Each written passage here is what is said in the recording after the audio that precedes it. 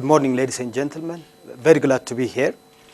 About 15 years ago, I had a big decision to make in my life. Whether to invest my life, the prime years of my life, as an environmental activist or something else. So I made the right decision. But the first question I asked back then was, is a green Ethiopia possible? Because I didn't want to spend my time in vain. So is a green Ethiopia possible? It was possible in the 1450s. This is a time when Emperor Zara-Yaqob was leading Ethiopia. And what he did was absolutely remarkable. What he did was he observed that the Wochacha Mountains were really degraded. And by then, the Ethiopian population, I would guess, is probably even less than a tenth of the total population at the moment. And the forest cover was not, in my view, alarmingly degraded, but he had a foresight of the future Ethiopia. So when he looked at the Wochacha Mountains, which is a watershed of Addis Ababa at the moment, he instructed the people to reforest this place. So this is what we now call the Menagesha Suba Forest Park. I don't know how many of you have been there. And this is, for your information, the first or the oldest forest park in Africa and in the world. In fact, according to records, this is the Yellowstone's National Park, which is based in the United States. And this is the oldest park in the world. But imagine this park, the forest park in Ethiopia, was established in the 1450s. In fact, 3 centuries before the Yellowstone National Park was there. So, do you feel proud about this? Fine, let's wait and see. Now, let me take you to the contemporary Ethiopia. This is a contemporary Ethiopia. What we are doing to our environment. Environmental issues are taken as a luxury in Ethiopia. Talking about soil loss, for instance, we lose about a truckload of fertile soil every year per capita, which means each one of you in this room is actually losing 25 tons of fertile soil per person per year.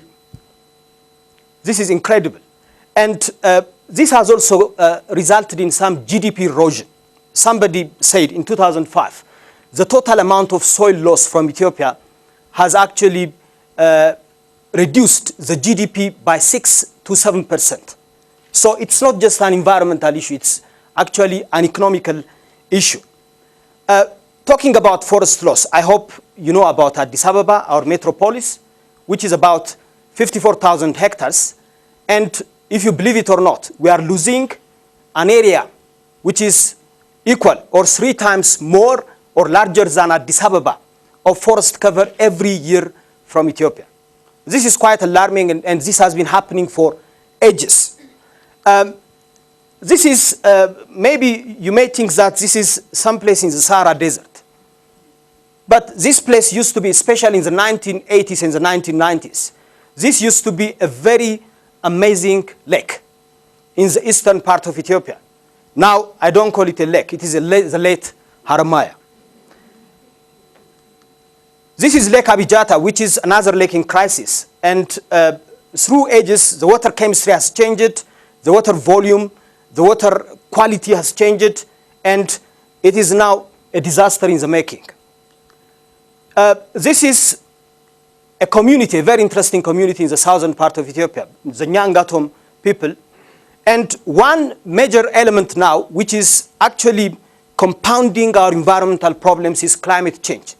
I don't know if you are aware, between 1960 and 2006, in a matter of about 5 decades, the temperature, the mean annual temperature of Ethiopia has increased by 1.3%. Imagine your body boiling by 1.1 degrees Celsius. It's not healthy. And the ecosystem is a living entity. And 1.3 degrees Celsius rise is something that cannot be afforded.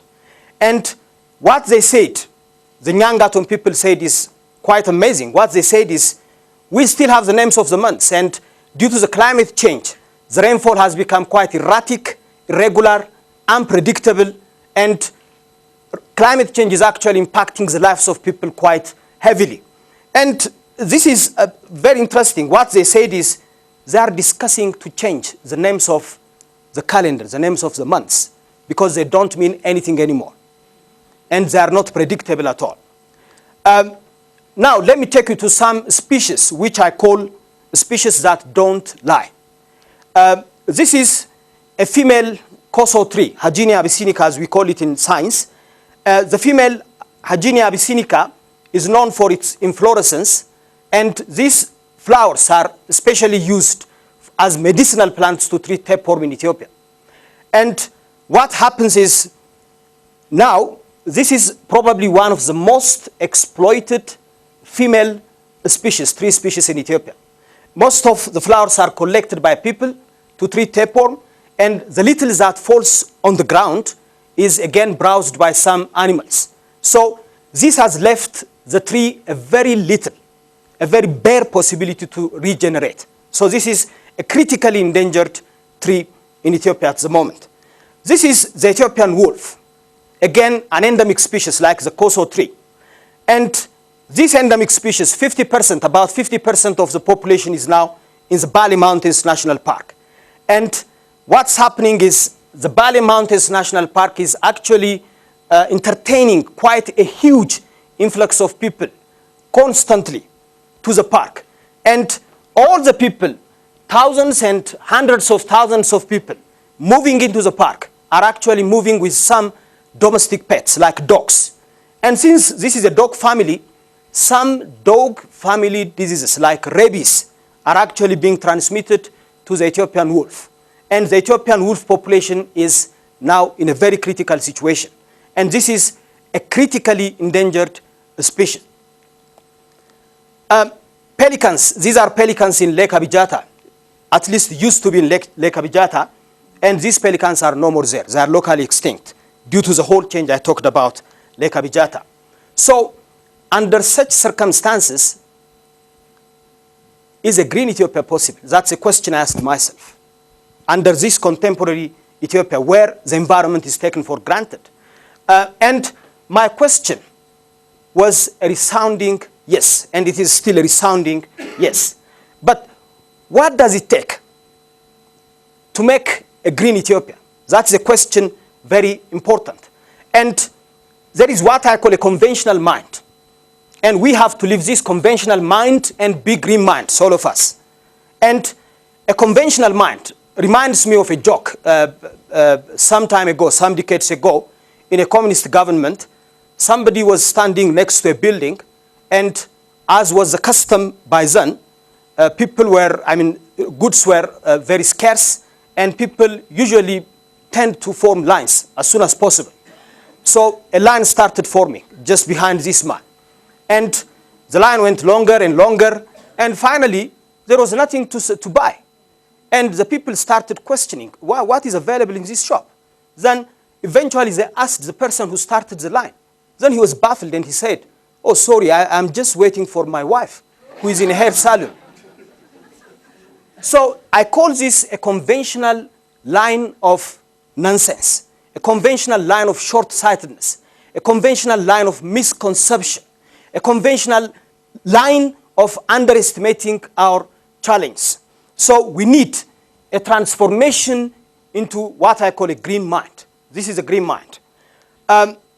So what many people say, and what I have been experiencing, a very hard feeling sometimes from people, is many people think environmentalism or conservation is something imported from the West. And I'll give you some examples, very amazing examples of people in Ethiopia who have never been to the US, but who have done something outstanding, something very incredible. And they have been a source of inspiration and encouragement to me and all of us environmental campaigners. This is a Konso community in the south, and this community has just been recognized by UNESCO, and the Konso cultural landscape is now a UNESCO World Heritage Site as of June 2011. And what you see here is an amazing engineering skill of the community, where they have actually succeeded in overcoming an arid and very hostile environment by constructing some settlements here. All these are fortified settlements coupled with what we call terraces that are built along the contour lines of the mountain. And this culture, mind you, has been there for 400 years. So more than 20 successive generations of the Konso community have been exercising this amazing practice. And this tells me that a green mind is deep in our blood, my friends. The Gedio community is the next one. They have what we call agroforestry, which is another amazing technology. If you go to this area, the 1 square kilometer of land supports about 900 people, which is unheard of in any other part of Ethiopia or beyond.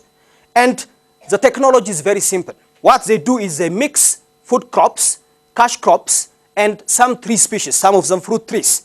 And by so doing, they conserve the environment, and they also improve the carrying capacity of the environment and overcome all the environmental challenges that have been happening there. So this tells us that the green mind is deep in our practice, deep in our existence. The Majangar community is in the west, and Majangar literally means forest people. They call themselves the forest people. This gentleman you see here is wearing a blanket that's made of the bark of a tree. And they are so close to the environment that they say a Majangar without a forest is like a fish taken out of the sea. So is there any Ethiopian who can survive without a forest, without the environment? I don't think so. So I say we all are Majangars. But environmentalism, it's not just a past history of Ethiopia. There are people and communities who have been inspiring us. This is a contemporary history of Ethiopia. And in Tigray, the people, under the leadership of the local government, have decided to transform the environment. But it started with a green mind, a transformation of the mind. And what they did was they transformed quite thousands of hectares of land, degraded environment, and they restored them to beautiful environment. And what they did was very simple. They invested and dedicated 20 and now 40 days of the year to restore the degraded environment. And this culture has now gradually expanded to other parts of Ethiopia, and this is the case in Western Hararge, the same story. So, to me, the green mind, environmentalism is in our blood. It's in our system. It's not something that we imported from the West. Now, this is, look at this map, and Ethiopia is the only red country in the sub-Saharan Africa. This means, in layman terms, this means Ethiopia is the only country in the sub-Saharan Africa which has exploited more resources than available. Actually, 50 to 100% more resources than its biocapacity. So this is an alarming situation. So what we need is, according to a concept that has recently been developed by UNEP called decoupling.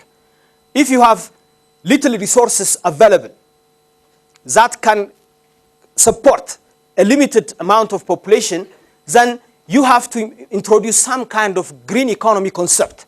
And they call this decoupling. We have to decouple economic growth from environmental destruction. So the Konso community, the Gedio community have taught us that this is possible, decoupling is possible. And this is not an option for Ethiopia. In fact, this is the option. Now, I have a very small message to you by form of a tip. And the tip is, take it personally. Many people have taken the environment for granted. And that has actually destroyed our environment very severely. And these are some of the efforts that we have been conducting, and these are some of my initiatives in the recent past, which has been an effort to kind of recruit and encourage green minds in Ethiopia. So what I call a green mind is a green mind does not underestimate challenge. A green mind cherishes positive cultures and values. A green mind does care to the environment. A green mind learns from the past. And a green mind does not take the environment as a luxury. The green mind is a forward-looking mind. And the green mind is a mind that acts responsibly. Let me conclude my speech by giving you a very amazing story about a frog that was living next to a burning forest. Then someday, when the forest was burning, some people came to the frog and asked a question to the frog. What's happening, frog? Then the frog said, well, I'm living in this pond and I don't care. Then the fire just expanded and the people have decided to extinguish the fire.